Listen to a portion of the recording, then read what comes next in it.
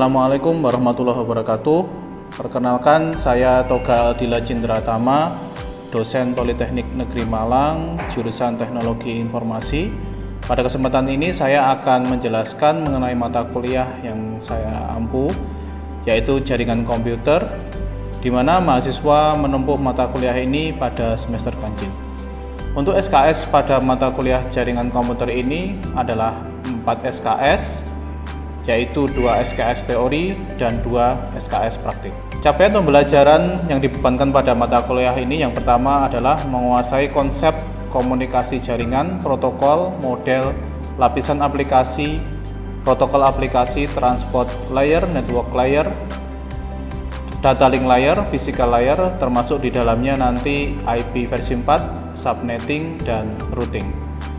Kemudian yang kedua, capaian pembelajarannya adalah mampu menjelaskan konsep komunikasi dalam jaringan komputer, kemudian protokol-protokol jaringan komputer, penggunaannya, dan pengalamatan jaringan komputer.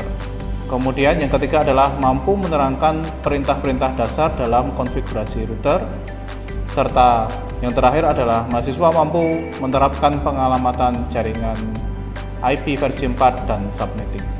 Untuk deskripsi mata kuliah jaringan komputer ini akan dibahas mengenai pengenalan jaringan komputer, kemudian komunikasi pada jaringan komputer, OSI model dan TCP model, termasuk di dalamnya aplikasi layer, transport layer, network layer, kemudian pengalamatan pada jaringan, termasuk data link di situ, lapisan fisik, perencanaan jaringan komputer, yang terakhir adalah mengenai pengenalan router. Untuk materinya sendiri akan dimulai dari komunikasi jaringan, kemudian dasar jaringan komputer, kemudian protokol, model, alamat, lapisan aplikasi, protokol aplikasi, transport layer, network layer, IP versi 4 dan subnettingnya, kemudian protokol data link layer, physical layer, dan konfigurasi dasar router. Untuk sistem pembelajaran saat ini yang kami lakukan, karena saat ini kita sudah terlepas dari pandemi, maka untuk yang utama adalah perkuliahan secara luring atau offline, jadi pertemuan di kelas. Kemudian kami juga ada materi yang diupload di LMS, jadi bisa disebut sistem pembelajarannya adalah secara hybrid. Untuk pengumpulan tugas kami menggunakan LMS Polinema, termasuk di situ materinya juga kami upload di situ, sehingga kami juga mendukung gerakan paperless. Untuk metode pembelajaran yang saya gunakan yaitu ceramah, diskusi dengan mahasiswa, dan latihan soal. Untuk soal yang diberikan merupakan case study. Jadi mahasiswa diberikan studi kasus terkait dengan subbab yang ada di mata kuliah jaringan komputer, kemudian dikerjakan secara berkelompok. Setiap minggu untuk perkuliahan jaringan komputer ini adalah 8 jam, di mana terbagi menjadi teori dan praktikum. Untuk praktikumnya sendiri yaitu 3 jam pertama, termasuk di situ sesi presentasi dan diskusi. Untuk 5 jam berikutnya merupakan jam praktikum. Untuk sistem penilaian, kami berpedoman pada buku pedoman akademik Polinema, yaitu terhadap penilaiannya dilakukan dengan 4 tahap. Ada nilai pertama, kedua, ketiga yang didapat dari tugas, ujian atau kuis, dan nilai keempat dari ujian bersama. Akumulasi nilai ke-1 dan ke-2 menjadi nilai ujian tengah semester atau nilai UTS. Kemudian gabungan nilai 1 sampai ke-4 disebut nilai akhir atau NAS, nilai akhir semester. Untuk sistem penilaian selanjutnya presentasenya yaitu yang pertama adalah diskusi sebanyak 15% atau tugas 30%, kemudian UTS 25% dan UAS sebanyak 30%. Kemudian untuk transparansi penilaian ini biasanya sebelum diinfokan ke mahasiswa, kami sampaikan juga sampai ke dosen pembina akademik masing-masing kelas, sehingga jika ada mahasiswa yang mendapat nilai kurang bisa segera dilakukan remedi atau ditindaklanjuti juga oleh dosen pembina akademiknya. Baik, berikut saya tampilkan video proses pembelajaran secara luring untuk mata kuliah jaringan komputer dengan materi routing. Oke, Assalamualaikum warahmatullahi wabarakatuh. Waalaikumsalam warahmatullahi wabarakatuh. Apa kabar semuanya? Alhamdulillah. Sehat ya? Sehat. Sehat, alhamdulillah. Ketemu lagi dengan saya di mata kuliah jaringan komputer. Saat ini kita di pertemuan ke-15 ya. Jadi di akhir-akhir ini kita akan membahas materi tentang routing ya. Untuk outline dari pertemuan kali ini, yang pertama nanti akan saya jelaskan mengenai routingnya, konsep routing secara umum ya. Kemudian untuk selanjutnya nanti khusus untuk routing statis dulu ya pertemuan kali ini ya. Terus kemudian nanti di terakhir ada soal studi kasus ya yang bisa dipelajari, kemudian nanti ada soal yang harus Anda selesaikan. Oke, baik, yang pertama mengenai pengertian routing itu sendiri ya. Jadi sebelumnya sudah pernah saya sampaikan dulu ya, mungkin materi yang awal itu mengenai OSI layer ya. OSI layer ada, masih ingat ya, 7 layer ya. Apa aja? Ada yang masih ingat? Application ya, application layer yang dekat dengan kita, terus turun nanti session, presentation, transport, network, data link, yang terakhir physical ya. Nah, routing ini nanti itu ada di layer 3. Apa layer 3? Session. Network ya, network layer ya. Yang dari bawah ya. Kalau application itu 7 ya, yang atas ya.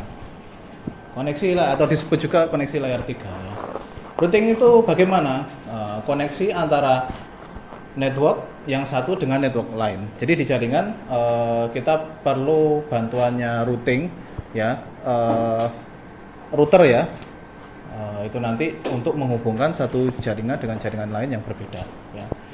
Di sini ada contoh ya, ada contoh 2 router ya, ada 3 jaringan yang berbeda. Nah, di sini yang pertama ya, ada router 1, atau di sini saya namai mikrotik 1, ada mikrotik 2 ya, atau router 2. Masing-masing router itu terhubung ke jaringan 10.10.10.0/24 ya. Nah, di sini ada titik 1, titik 2. Ada yang paham nggak ini? Nah, ini artinya kalau ini titik 1 berarti interface yang ada di sini ya, yang di sini ini IP-nya adalah 10.10.10.1 ya /24 ya, gitu. Kalau yang di sini berarti 10.10.10.2/24 ya. Ini jaringan yang sama ya, ini jaringan sama. Kemudian router punya interface yang lain. Di sini Ether 2-nya baik mikrotik 1 maupun mikrotik 2 itu terhubung ke PC atau jaringan di bawahnya. Itu juga berbeda jaringannya. Yang di kiri itu terhubung ke jaringan 192.168.1.0 ya. Kalau ini ada titik 1 artinya ya, Ether 2 ya, Ether 2 yang di sini itu IP-nya 192.168.1.1 ya. Kemudian yang di sini di bawahnya ini ya nanti terserah ya. Kalau /24 itu adalah kita punya berapa?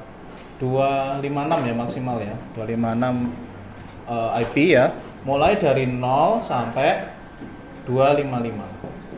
Tapi yang 0 ya, 0 ini dan 255 ini tidak bisa kita gunakan. Karena apa? Karena ini untuk IP jaringannya ya, IP jaringannya, networknya ya. Kemudian ini untuk broadcast ya. Jadi nanti kita bisa pakai IP 1 sampai 254 ya. Berarti yang satu sudah dipakai di Ether 2 ini, berarti nanti di sini ya antara 2 sampai 254 ya. Satu lagi jaringan yang berbeda adalah yang di sini, yang kanan. Yang di kanannya router 2 itu 192.168.2.0. Di sini Ether 2-nya titik 1 berarti ya ini titik 1, yang lain PC-nya atau bawahnya nanti yang berbeda ya, 1 sampai 254 ya gitu. Jadi di sini kasusnya kalau router 1 di sini itu jaringan yang terhubung tuh jaringan yang interface-nya sudah connect langsung ke router tersebut. Nah, kira-kira yang mana ini? Kalau router 1, misalkan router 1 ya, router 1 saya tulis ya di atas ya. Jaringan yang sudah connect langsung di router 1 itu berapa? 10 ya. 0/24. Terus yang satu lagi yang kirinya ya. 192 168 1.0 124 juga. Ada satu jaringan yang belum connect. Yang mana? Yang mana kira-kira? Yang sini ya. Yang 2.0 ya. Ya, yang kanannya router 2 atau mikrotik 2. Nah, ini nanti yang perlu kita lakukan routing di sini untuk router 1. Untuk router 2 yang sudah connect langsung mana? 10 0 ya, 124. Yang satunya 192 168 2.0. Nah, berarti yang perlu di routing yang mana? Yang kirinya ya.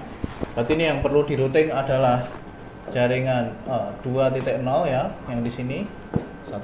Nah, ini. Yang ini ya, maksudnya ya 192 168, yang ini 1.0. Nah, routing itu nanti dia akan kita lakukan ya untuk menghubungkan dua jaringan yang berbeda itu dulu ya. Nah, konsep routing secara umum ya. Konsep routing secara umum itu nanti ada destination ya atau tujuan, bisa berupa IP, bisa berupa jaringan tujuannya, bisa juga dengan yang kedua adalah gateway ya. Saya biasanya istilahnya itu mengistilahkan dari mana mau kemana gitu ya. Kalau yang gateway itu apa? Pintu. Kalau tadi destinasi adalah tujuannya ya, bisa IP, bisa network ya, IP yang spesifik, bisa network. Kemudian kalau yang gateway itu adalah IP transit atau pintu keluar IP transit untuk menuju destinasinya ya, tujuannya. Nah, terus di sini kembali ke contoh yang tadi ya, ada, ini saya hapus dulu ya,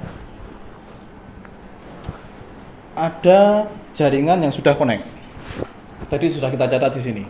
Ada jaringan yang perlu kita routing. Ya. Nah, tadi sudah kita bahas di sebelumnya, poin sebelumnya tadi. Nah, ini saya tulis lagi di sini ya, bahwa kalau di router 1 atau mikrotik 1 yang perlu kita lakukan routing itu adalah yang tadi ya, 20, jaringan 20 ya, 192 168 20. Terus kalau yang di router 2 itu 10 ya, 10. Yang pertama destinasinya, yang kedua adalah gateway. Gateway tadi apa? Saya bicara di kelas ini ya.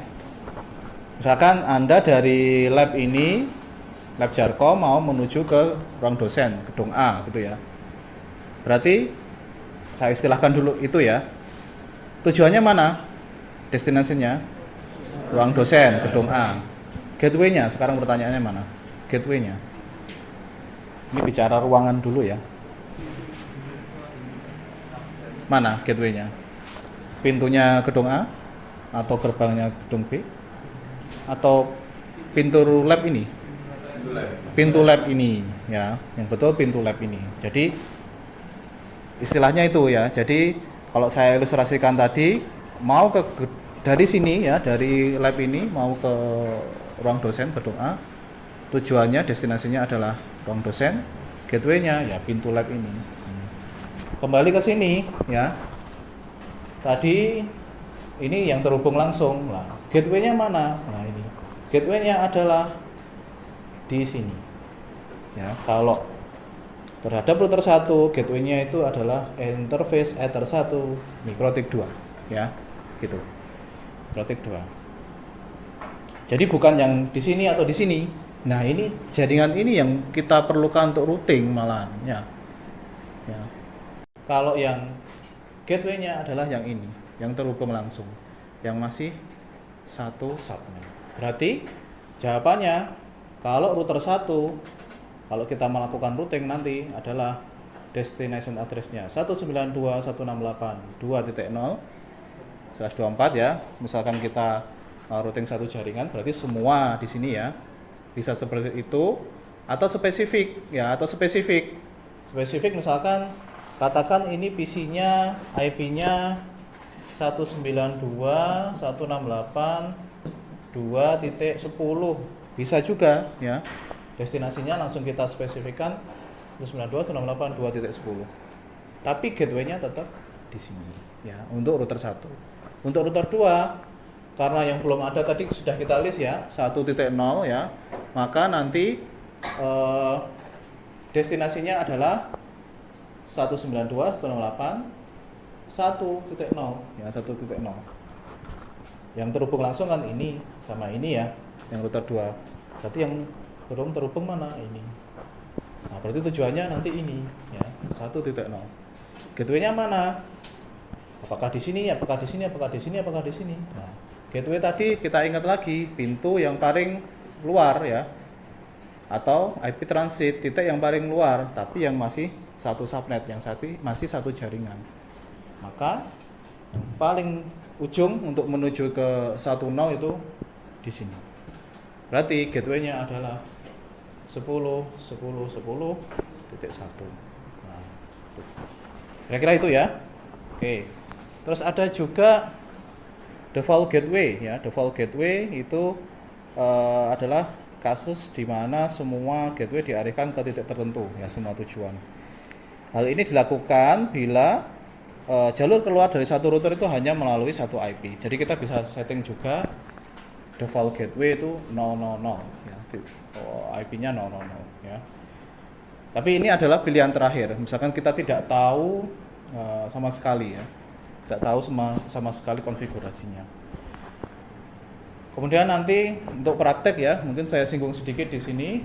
Di Mikrotik nanti kita bisa memanfaatkan atau menggunakan menu IP route ya. Jadi nanti menggunakan router Mikrotik, kita masuk Winbox, terus nanti kita masuk menu IP route. Nah, kita tambahkan di situ. Sebelumnya di awal-awal dulu pernah saya bahas bahwa untuk fungsi lain dari intermediate ini device ya, routernya itu kan menentukan jalur terbaik ya dari sumber ke tujuan. Nah, itu dia menghitung cost. Nah, itu nanti muncul di sini ya. Nah, cost untuk menuju suatu tujuan. Semakin kecil distance-nya, maka routing tersebut akan mendapatkan prioritas lebih tinggi kayak gitu. Oke, kemudian ini untuk implementasinya ya. Nah, ini contoh implementasinya sama seperti tadi ya. Berarti yang awal itu kita harus nanti yang di praktek ya, nambahkan routernya, nambahkan PC-nya, terus kita tambahkan IP address-nya dulu. Masing-masing ini ya. Routernya ya, tambahkan IP-nya yang di sini, tambahkan IP-nya yang di sini. Router 2 juga gitu ya, IP-nya di sini, IP di sini, kemudian PC-nya ya. PC 1 yang di bawah router 2 dan PC 2 ya, yang di bawah router 2 atau PC 1 yang ada di bawah router 1. Nanti kita print ya. Kalau sudah itu nanti baru kita lakukan routingnya ya. Oke, sampai sini dulu ada yang mau ditanyakan? Silahkan. Oke, ya silahkan Mas. Selain routing statis, apakah ada routing jenis lain? Oke. Saya tampung dulu ya pertanyaan atau mungkin ada yang lain? Ya, silakan. Kelebihan dan kekurangannya. Kelebihan dan kekurangannya masing-masing ya. Oke. Ada lagi yang mungkin dua dulu ya. Saya kunci dua dulu ya. Saya jawab yang pertama dulu ya. Sebentar. Selain routing statis ya yang kita bahas, apakah ada yang lain? Nah, ini ada. Selain routing statis yang manual ya, fully manual, itu ada routing dinamis. Bedanya apa? Kalau statis semua didefinisikan oleh network administratornya. Jadi yang mengkonfigurasi ya, melakukan konfigurasi routingnya oleh adminnya. Ya. Tapi kalau yang dinamis itu nanti kita cukup mengkonfigurasi awal ya, seperti ini tadi. Di sini ya, konfigurasi IP-nya kita setting, kita aktifkan dinamisnya apa ya. Dinamis itu ada banyak ya nanti ya Mas ya. Ada yang tipenya distant vector maupun link state.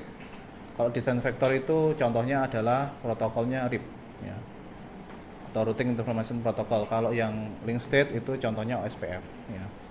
Jadi lebih banyak lagi ya, nanti kita bahas di pertemuan berikutnya ya. Oke ya, menjawab Mas ya. Oke, terima kasih. Untuk yang pertanyaan kedua tadi, kelebihan kekurangannya ya. Kalau kelebihan kekurangannya di sini saya sebutkan yang ini ya, statik ya. Nanti saya tambahkan dinamis. Keuntungannya apa? Karena statik ya, yang mikir orangnya ya, berarti akan meringankan kinerja prosesor. Prosesor di sini routernya ya, itu ya. Tingkat keamanannya lebih tinggi karena kita bisa mengontrol ya, setiap saat memantau. Tapi dia kekurangannya adalah tidak cocok digunakan untuk jaringan yang besar. Karena kenapa ya? Tadi perlu tahu semuanya, topologinya harus hafal. Jadi kalau pada kenyataannya di lapangan itu nanti sulit diaplikasikan. Kalau masih dalam lingkup satu organisasi itu masih oke lah mungkin ya. Tapi kalau kita sudah bicara jaringan yang lebih besar, WAN gitu ya, wide area network itu tidak applicable ya, tidak praktis gitu ya. Karena ya sulit sekali bagi satu orang mungkin, atau untuk menghafalkan banyak gitu ya, sulit sekali gitu. Tidak cocok untuk jaringan yang besar ya. Perubahan topologi jaringan, tabel routing ikut berubah. Kalau ada satu yang berubah ya, katakan di sini ini berubah, misalkan yang di sini berubah ya, berarti semuanya ini menyesuaikan secara manual ya. Itu ya secara waktu tenaga ya menguras ya. Tapi kalau dinamis ya, misalkan routing dinamis ya, itu dinamis routing ini ya, itu nanti yang mikir routernya toh. Kalau ada perubahan ya otomatis terupdate ya, otomatis terupdate nanti. Jadi misalkan di sini berubah ya, ini terupdate ya. Ini nanti bisa terupdate tidak Pak? Bisa terupdate karena kenapa? Dia akan mengupdate informasi ini dari tetangganya, router-router tetangganya, kayak gitu. Jadi secara aplikasi lebih praktis ya, dinamis ya. Tapi ya karena yang mikir routernya harus menggunakan performa router yang lebih tinggi, ya kayak gitu. Oke, saya lanjutkan lagi ya. Oke teman-teman ya, tadi sudah membahas tentang teorinya ya. Nah sekarang sudah ada pertanyaan ya, sekarang ganti saya yang tanya ya. Oke, untuk menguji ya pemahaman Anda, kita coba salah satu studi kasus ya nanti ya. Nah jadi tidak usah jauh-jauh studi kasusnya ya. Ini studi kasus di kampus kita ya, di kampus Kediri ya. Jadi kan ada 3 gedung ya, A, B, C ya. Kita ambil gedung yang utama aja ya. Nah, terus nanti kita tandai ya. Jadi yang kita gunakan gedung A, gedung B, gedung C. Nah ini terus bagaimana Pak, ini diapain? Nah, karena tadi kita bahasnya tentang routing ya, berarti nanti kita ilustrasikan gedung A itu sebagai router 1, gedung B sebagai router 2, gedung C sebagai router 3 ya. Jadi nanti kasusnya ada 3 router ya. Terus kan kayak gini kalau ditarik ya.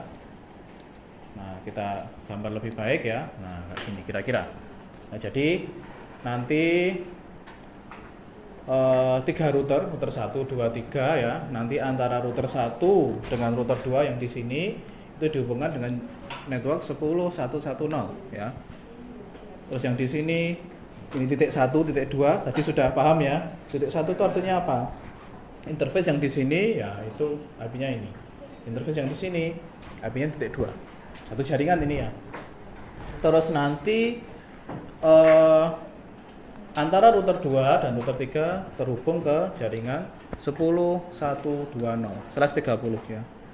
Jadi kalau Tadi di contoh /24 ya. Kalau /24 itu ada berapa IP tadi? 256 ya. Kalau /24 itu ada 256. 0 sampai 255. Tapi ini tidak bisa tadi ya, ini tidak bisa digunakan karena ini net, ini broadcast. Yang dipakai 1 sampai 254. Nah, sekarang pertanyaannya kalau 30 bagaimana?